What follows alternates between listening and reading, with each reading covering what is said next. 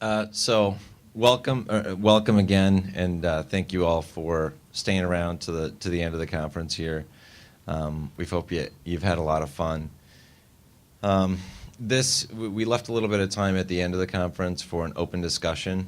So we don't have there are no slides. There's nothing up on the screen right now because it truly is an open discussion. There's nothing on the agenda, and I guess we're kind of looking for anything that you'd like to talk about or any questions that you'd have. You can ask it of anybody of the team, any kind of question you want. And if I don't want to answer it, I'm lucky in that I can pass it off to somebody else, and they can pass it off to somebody else too, so we can. I might also mention too, our experience has been sometimes community members can answer the questions better than we can. So if somebody asks and you see us sinking in the deep water up here, and you happen to know a good answer for it, feel free to jump into, and we'll pass the mic off too, because we don't claim to be the experts on everything, because there's just too much out there to know. So, does anybody have any questions about interference? Does anybody have any questions about stuff that's happening with Nagios, stuff that's coming out? Stuff you'd like to see with the open source project side of things. What do you see coming up in the next 6 months, a year? What types of stuff do you see coming in the next 6 months to a year? There's a lot of stuff. There's a lot of projects that I mentioned yesterday, like the core config manager. That's a pretty big project, and Mike Guthrie's done a lot of work on that. That's going to be coming out. It's basically a rewrite of Nagios QL. He put a lot of work into it, and I won't give deadlines and stuff that you're working on, so maybe you can speak to that. What do you think about that? It's my goal is sometime in 2012. I do have a very, very early beta that I just posted for. I figured it has a smaller audience on labs.nagios.com. It works with Nagios XI right now. Its level of stability I really don't know yet. I'm actually looking for some feedback from people to try it out and tell me what is working, what's not working with it. It doesn't have all of the features that the core config, the Nagios QL currently has, but a lot of it's there, and I'm kind of building it in stages. And so, but I'd like to have a little more functional beta, hopefully by early 2012. Yeah, in addition to the CCM, there's a lot of projects that we work on.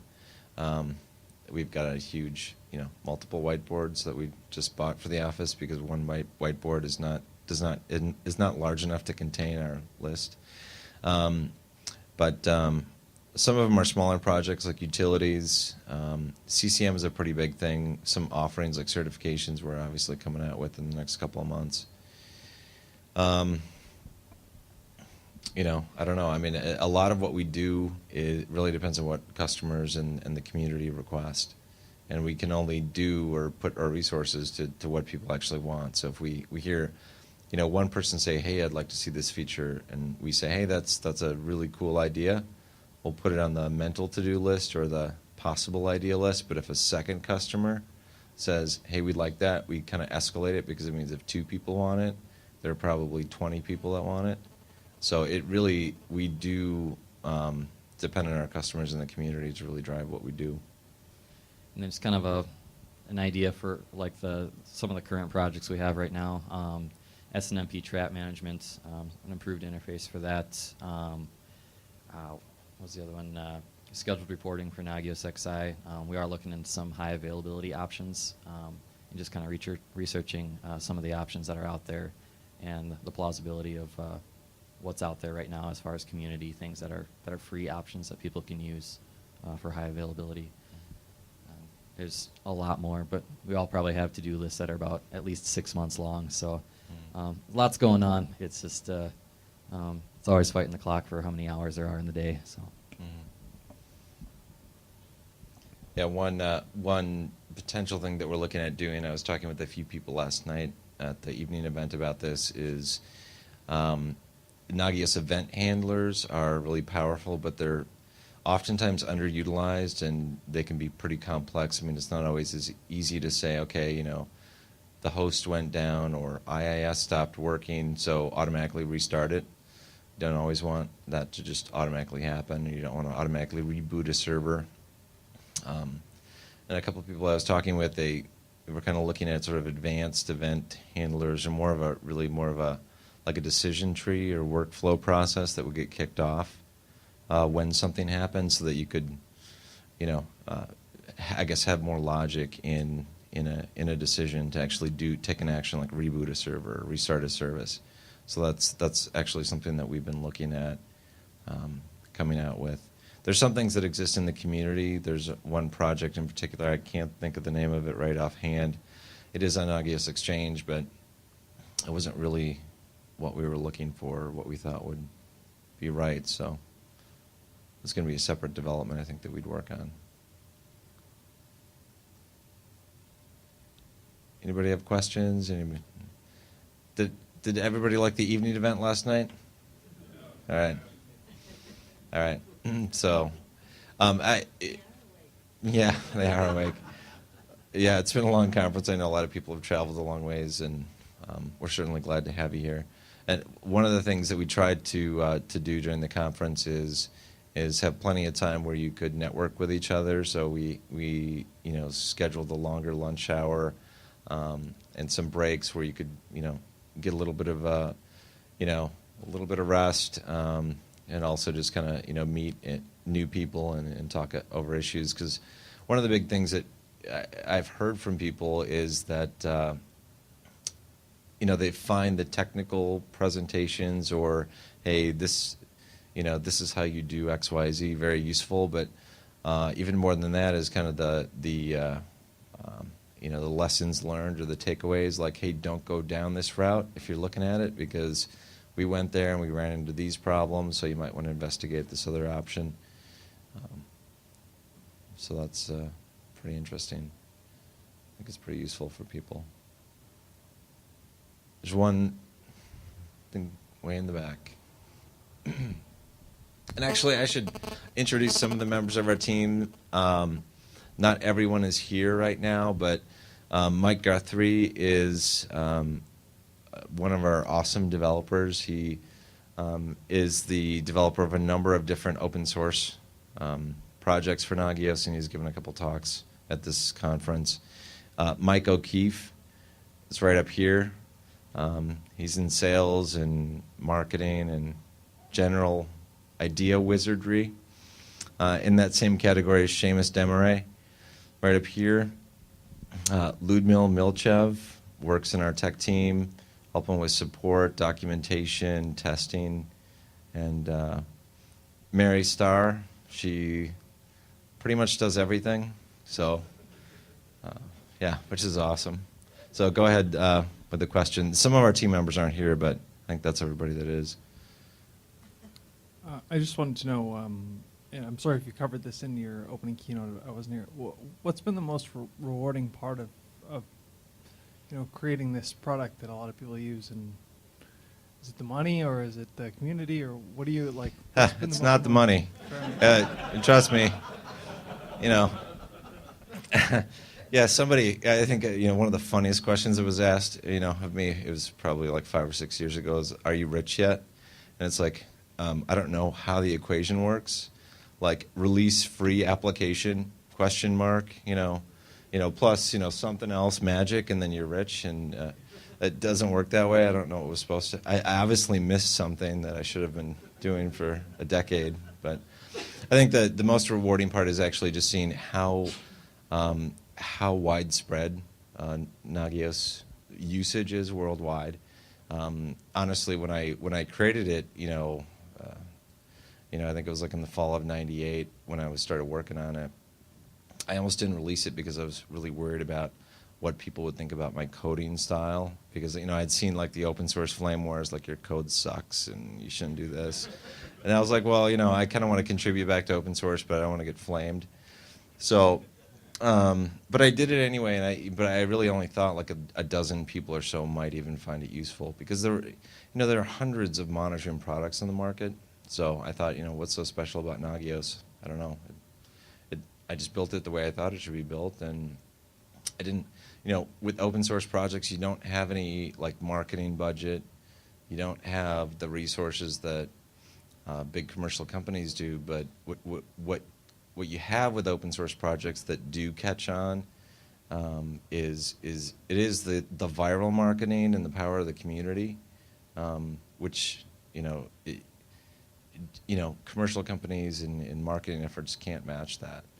So like Nagios spread all over the world, and it's crazy. It's crazy what people do with it. They're using it to help out with like emergency management or monitoring like buses or auto manufacturing or paper mills or weird stuff that I never thought it would be doing. It's neat.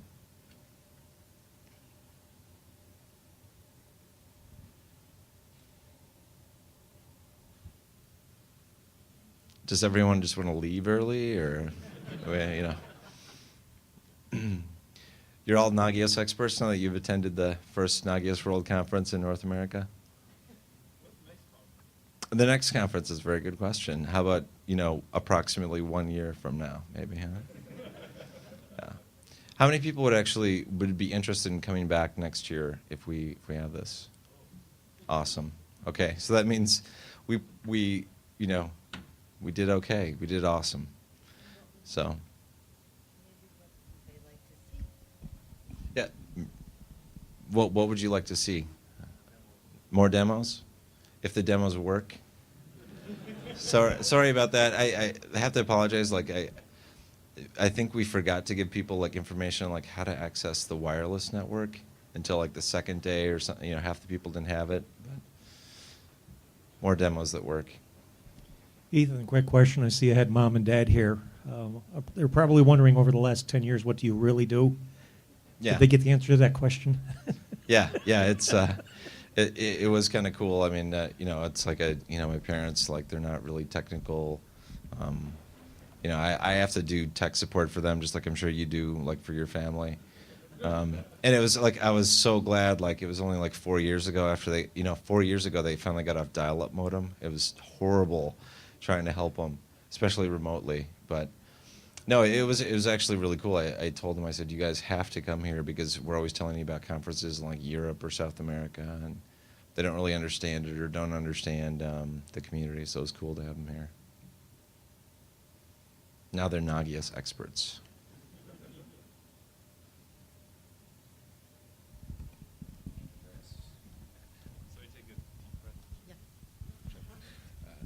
This is basically just an idea for next year, but a lot of the presentations have been really interesting and has had links and stuff that it would be really handy to get your hands on pretty quickly. I was thinking for next year if you could do like a conference site where you can also have your demo systems online. I know that everybody here will be sitting with laptops and stuff, so they can go and check out the things that they think are interesting directly after the presentation, where they've seen how it's supposed to work and what the idea is behind it.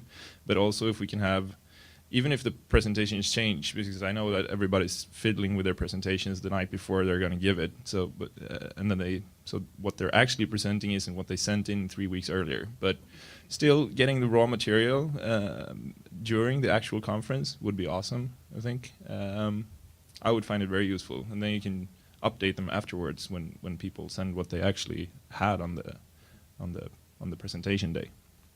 So it's just, you can relax and breathe out. Those are excellent suggestions. That's actually an awesome idea. We'll have to figure out how to do that, because speakers tend to procrastinate in getting their presentations to us, and I know this because I was harping on everybody to get their presentations to me.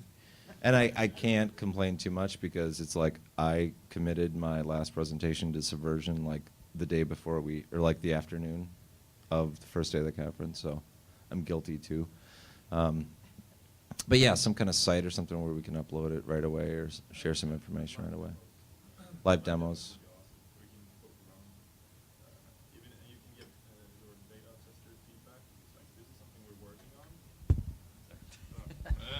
You can get your beta feedback for like, oh, this is something we're working on, check this out, and then you might get a bit livelier presentations, because people will have checked it out maybe before the presentation even. Yeah. So you get more like instant feedback, which will help you build better stuff, basically. And it would be really fun to just poke around and stuff like that. One thing that might be helpful that I've seen other places is that they'll actually bring in like VMware servers, have like 3 or 4 servers stacked up that just run multiple copies of everything, and you know, then you don't have to worry about offsite connectivity. It's just all right locally, and yeah. A little easier to control though.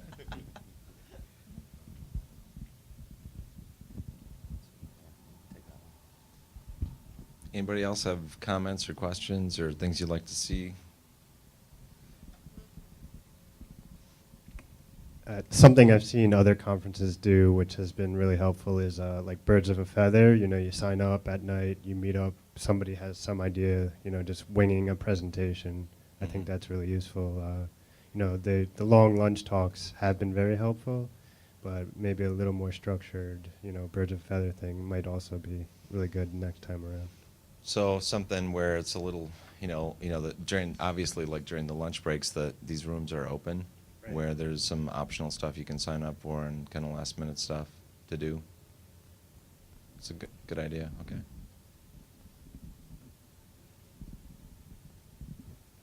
Can you tell me a little bit more about SNMP traps and Nagios in the future?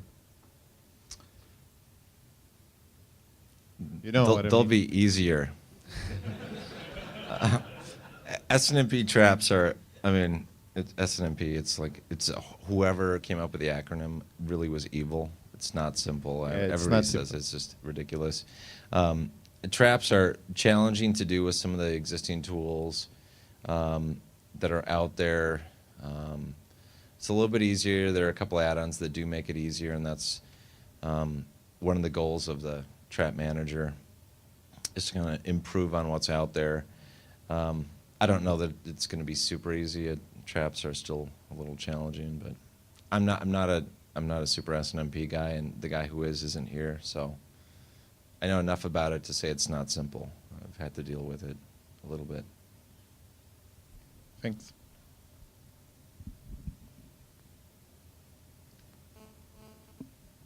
Actually, before, do any of the speakers here need to leave like in the next hour or so? The speakers that are left, does anybody need to catch a flight?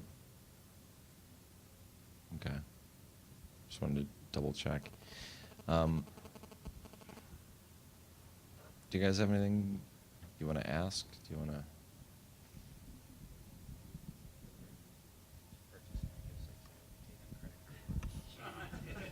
I heard everything you said from way back here. He's a good sales guy, actually. It's awesome. Tell them what he said. I'm just going to hand the mic over. You can.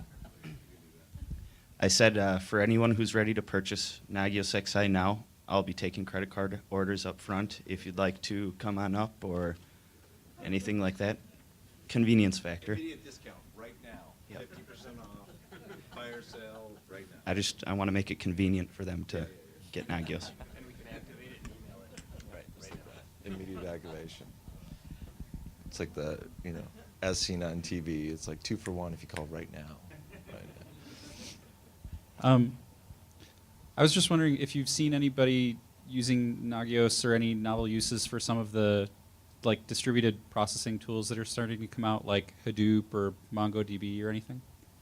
I don't know, and part of that is I'm not really knowledgeable on some of that stuff. I know that there's Hadoop plugins and integration for Nagios, and I haven't tried it. I don't know about the technology, so I can't really say. But novel in terms of what are you thinking? Do you have any? Oh, those are the sorts of services where you might spin up a large job overnight, and it would be interesting to see monitoring for that. The sort of thing that you wouldn't necessarily set up your config and forget about it for a year, but you would want it to config in a 24-hour period and hear about it later or something. Yeah, I don't know. Honestly, I'm not the person to know about that stuff. Does anybody else know the answer? I'll deflect it to the audience of Nagios experts. Guess not.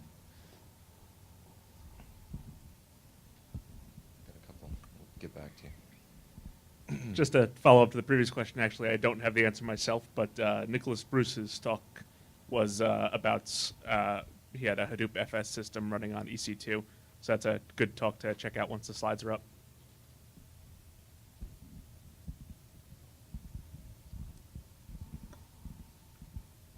Hi, so I've done checking of Hadoop with Nagios, and it works. It works okay. And I've done with a scaling system when a bunch of servers are started up. Nagios starts monitoring them. When they finish, Nagios stops monitoring them. It wasn't an issue. Sounds like it's solved. That's awesome. If you have questions, just email William. Yeah, but a lot of questions like that. It's like, we're not always we might be Nagios experts in a small area of Nagios. Nagios can monitor anything you want it to. We're not experts in everything. It's impossible to be. But the nice thing about the Nagios community is that there's usually somebody out there who's done it already, or who knows at least how they would do it. They might be an expert on XYZ technology. They've got it at their workplace, and they're like, hey, yeah, I'll write the plugin or test it or do it. So I wanted to know, I've seen TV cameras. Are we going to have access to the conference sessions or later?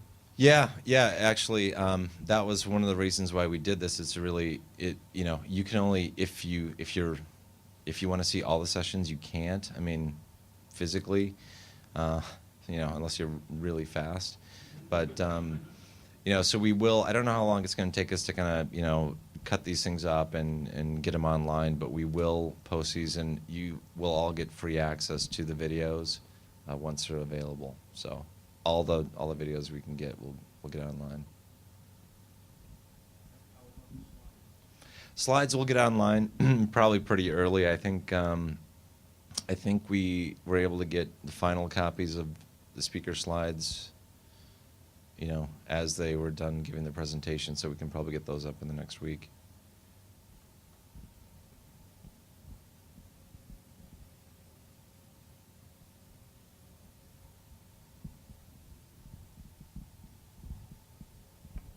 There's a lot of services out there that sort of provide the last mile checking for you. I won't name names, but I'm wondering if you've ever had the concept of, everybody has a Nagios core installation. You sign up to check other people's sites. They check back for you. Is there any sort of idea around that, possibly? So are you kind of looking for like redundancy? Like if your server goes offline, someone else is checking your network or your applications? Yeah, or from different geographic locations. Oh yeah, like what is the what's the website response time from 20 different geographic locations? Right. Or your data center might be fine, your local network's fine, but there's a route issue. Some geographic area is not getting to you. Mm-hmm. Unless you're monitoring from that side, you're not really going to see that. Yeah, and you can do that right now, and it wouldn't be that hard to do. The only challenge really comes into play in the UI that you want to use to present that data, because you can. I mean, there are a lot of other challenges, and I'm just glossing over and saying that's really easy to do. Like, how do you configure those, easily? But ultimately, it's under the hood, it's just a bunch of Nagios servers throughout the world that are monitoring certain sets of data. As long as you can aggregate the status information to a single interface, and there are tools out there that do that right now, you can kind of see what the user experience is, or what the network looks like from different points of view.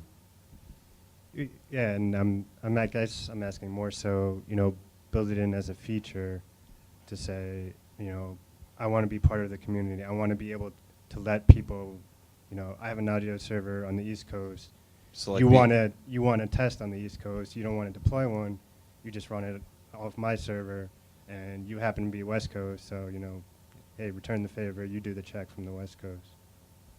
Yeah, I don't know. Maybe you could. I mean, it's kind of like the SETI idea, or like the Tor network or something. You're more anonymous in Tor, but I don't know. I have a feeling that a lot of admins wouldn't want somebody else with their data or their monitoring information necessarily.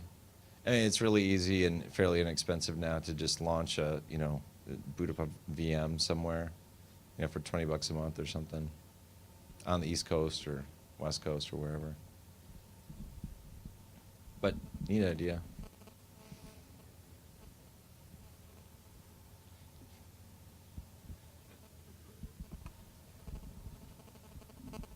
Anything else? Any other? I guess we got one. Brian's got a question or suggestion or something. Yeah, I was just going to ask you, what's the best hack you've seen? I don't know. It's actually a really tough one. I'm thinking we should have like a Nagios hacks contest, because I've heard some, I've heard of some really cool stuff, like the guy hooking up, actually doing a little bit of soldering work and hooking up the on-air, off-air button at the radio station to like the serial port of his Nagios box and monitoring that. But I mean, and that's kind of a cool hack, but it's like, if you think about it, it's like a lot of the weird, novel things that people do, they're all hacks. It's just, I don't know, it's hard for me to pick one. I thought the radiation monitoring thing was pretty cool. When we saw that, it's like, wow, never even thought about that. But I think we should have like a hacks contest, because I heard some of the things that are being done by a lot of the really experienced admins here, and it would be nice to kind of get these out in the light and have a little contest or something. So maybe we'll do that.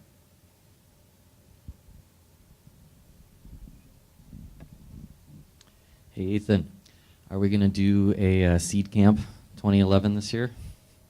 All right, how many people know about Seed Camp 2010? So like 4 or 5 people. So the answer is maybe, probably, when we get time. And that as soon as we get the conference videos uploaded, we'll think about it. So Seed Camp was it was a contest that we ran last year to kind of spur innovation, new ideas, new projects in the community. I mean, new projects happen all the time around Nagios. You saw the chart, I think, in my keynote, where it's like over 500 new projects last year. But we wanted to kind of run the contest to kind of have a almost a challenge, like who can build the best stuff. What's the best wizard or best plugin or best add-on for Nagios? And we had a couple of people participating, and it was kind of fun. So I don't know. We will have it again. I'm not sure when we'll start it. We should do it. 2011 is wrapping up, so we need to get on it.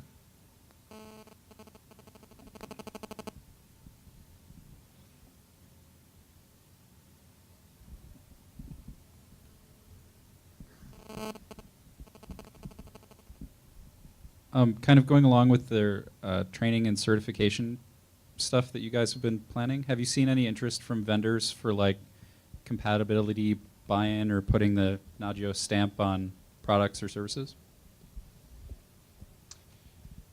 A little bit, but it's mostly, personally, I think, because they want us to promote their products more than they need their customers to know that their product is Nagios compatible. And that may not be quite the case for all vendors, but it seems to be, at least for the people that have contacted us. But I mean, nothing isn't Nagios compatible. You'd have to, I guess you'd have to do a lot of work to make it uncompatible. It has to be a black box that you have to unplug and nobody can have access to it. Or you could, put out an operating system like AIX and not release the MIBs for it and try to lock it down or something like that. No, never mind. I don't want to mess with the big 4 vendors because they have a lot of money and lawyers, so I won't say anything bad about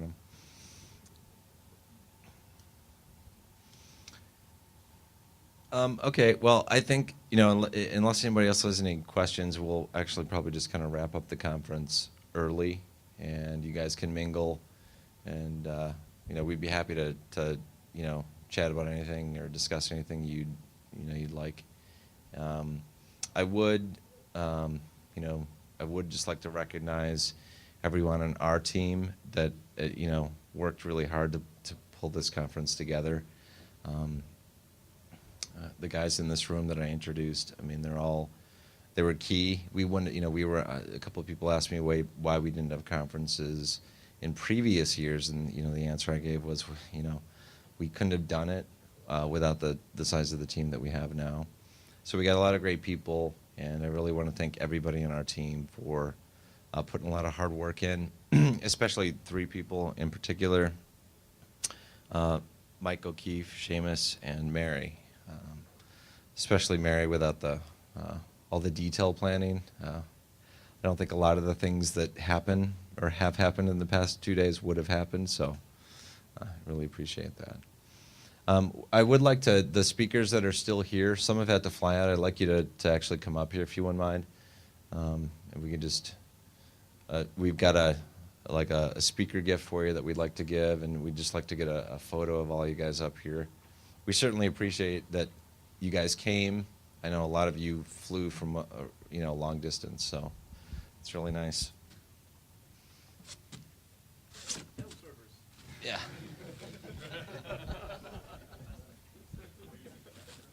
Hey Mike, you want to help me hand these things out?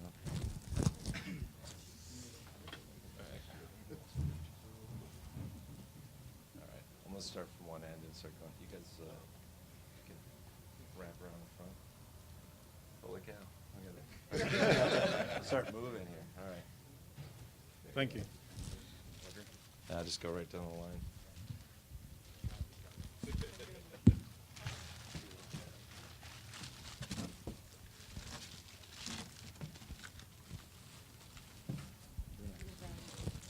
Oh, yeah. Do you guys want to help maybe hand some of these things out?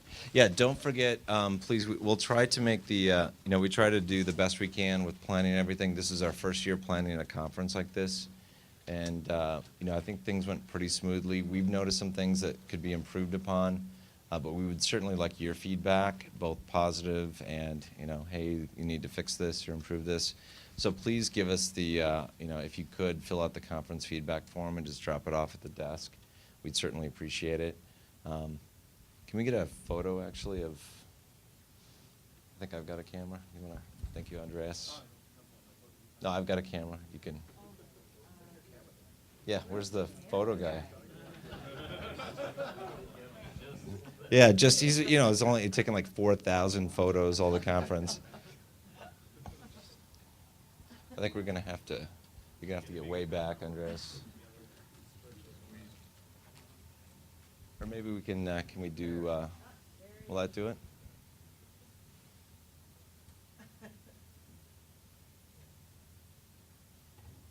You guys need to squish together a little bit. Show the Nagios love. Come on.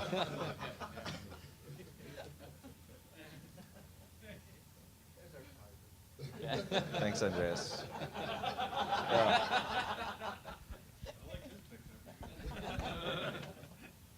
Did you already get a shot, Josh? Okay, all right.